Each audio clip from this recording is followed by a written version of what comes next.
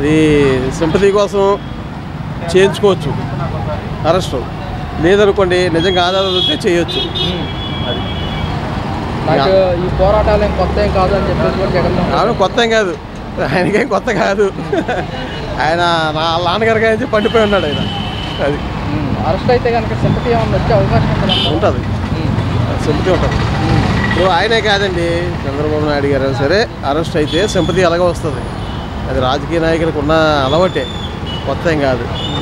కాకపోతే ప్రజల మీద మాత్రం మోపుతారు. అది జగన్మోహన్ రెడ్డి గారు దీనికి సంబంధించి కూడా న్యాయం ధర్మం అయిపోయి దేవుడు ఉంటాడని చెప్పేసి కూడా అన్నారు ఆయన. అది ఉంటుంది. విజయసాయి రెడ్డి చంద్రబాబు నాయుడు గారికి అమ్ముడు పోయారు అని చెప్పేసి కూడా అంటున్నారు. అది మనకి తెలియదండి, తెలియకుండా మనం ఎవరి మీద చెప్పకూడదు. ఎందుకంటే మన రాజకీయాల గురించి పెద్దగా తెలియదు. ఎటు న్యాయం మీద అటు మాట్లాడడం తప్ప మనకు తెలియదు పూర్తిగా. ఏం మరి ఇచ్చేదాకా నమ్మకాలు లేవండి. మొన్న మధ్య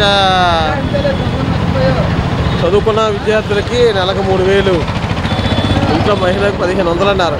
ఫస్ట్ ఏమీ లేదు. గ్యాస్ మంటలు అన్నారు, మొన్నే వచ్చింది.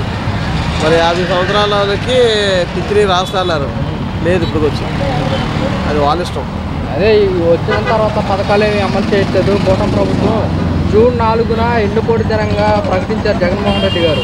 నిరసన కార్యక్రమాలు చేపడతామంటున్నారు. ఎలా అనిపిస్తుంది? ఏమండి, ఎవరు న్యాయం చేస్తే వాళ్ళే. ప్రజలకి ఎవరు మంచి చేస్తే వాళ్ళు.